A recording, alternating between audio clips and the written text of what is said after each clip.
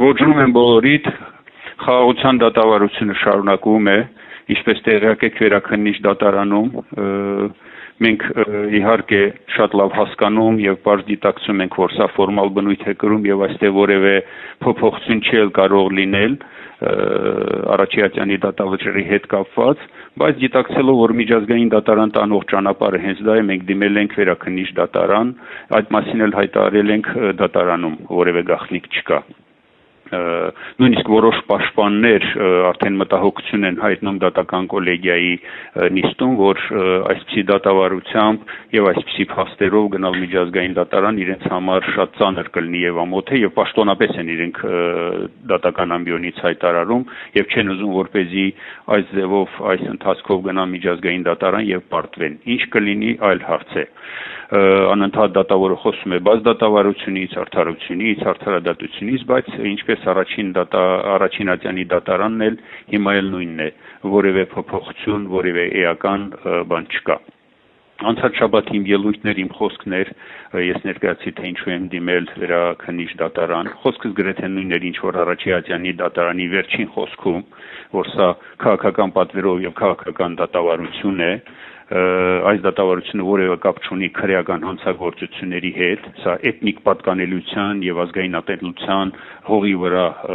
դատավարություն է եւ այդպիսի մթնոլորտում է ընթանում եւ որ Արաչյանի դատավարությունը դատարանը ուրեմն Ադրբեջանի Հանրապետության քրեական դատավարության օրենսգրքի կոպիտ խախտումներ է թույլ տվել, մարդու եւ միջազգային իրավունքի կոպտագույն խախտումներ է թույլ տվել։ Խոսքս բնականաբար ընդհատվում էր դատախազների եւ նաեւ դատավորի անհիմն միջամտություններով, բայց ինչևից է ամեն ինչ ավարտին հասցրինք եւ հոդված առ հոդված անդրադարձա, թե ինչպիսի, այսպես ասած, ձերպարտություններով եւ ձևակերպումներով առանց ապացույցների, առանց կոնկրետ փաստերի կայացվել է դատավճիռ։ Ընտրվել է Ադրբեջանի Հանրապետության քրեական օրենսգրքի հոդվածներ եւ կոպիտ ձևով ոչ միայն ինձ, այլ բոլորիս կպցրել, այսպես գործը կարել։ Ես նույնիսկ խոսեցի, որ սա կարված գործ չէ, այլ կարկատան է։ Օրինակ 93 թվականի ծնված անձին վերագրում են 91, 92, 93, 94 թվականի ռազմական գործողությունների համար կասկածանք եւ իբր թե դատարանում էլ այդ ամենը ապացուցվել է եւ վճռի մեջ էլ արտացոլում եւ կայացում վճիռ 15 տարվա ազատազրկում։ Այսպես է ընթանում, ինչպես ասել եմ Արաչյանում, նաեւ այստեղ հստակեցրել եմ եւ հստակ հայտարարել, որ սա հայ ժողովրդի եւ հայոց պետականության դեմ բացված դատ է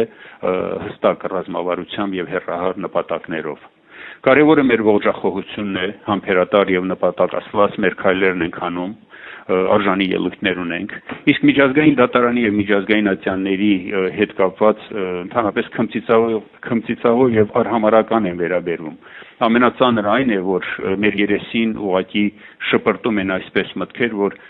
եթե ձեր իշխանությունները ոչինչ չեն անում եւ շահագրգիռ չեն ձեր վերադարձով, ինչ եք ուզում միջազգային ատյաններից կամ դատարաններից, ինչ կարող են նրանք անել։ Սա է վիճակը։ Արդեն լուրեր են շրջանառում, որ հավանաբար Գերագույն դատարանը մեր գործերը չի ընդունի եւ փորձում են կանխակալ իրավիճակ ստեղծել, որպեսզի որևէ ձևով արհեստական, այսպես միջամտություններ ունենան։ Ինչպես օրինակ 1 տարի առաջ դեռևս մեր լիազորությունների հետ կապված հարցներ, որ 2025 թվականի օգոստոսից թե իմ, թե նաեւ որոշ մարդկանց լիազորություններ տալու հանգամանքը մինչև հիմա չի լուծվել եւ չեն կարողացել ոչ մեր հարազատին, ոչ մեր իրավապաշտպանին լիազորություններ տալու։ Մինչև հիմա պատկերացրեք պաշտպանները չունեն, նույնիսկ այս պահի դրությամբ չունեն ոչ մեղադրական ակտը, ոչ մեղադրական եզրակացությունը եւ ոչ էլ դատավճիռը։ Դատավորը հետաքրքիր է մեր պահանջներից հետո որոշում կայացրեց, որ էլեկտրոնային տարբերակով թույլ է տալիս, որպեսզի պաշտպանները ծանոթանան դատավճռին, հասկանում եք, ծանոթանան, այսինքն նրանք չեն կարող իրենց ձեռքի տակ դա ունենալ։ Եվ պիտի ասեմ, որ արժանի ելույթներ ունենք, սպասում ենք այս փուլի ավարտին եւ հստակորեն մեր քայլերն ենք անում։ Մնացած ամեն ինչ նորմալ է, լավ մնացեք եւ պինդ եղեք։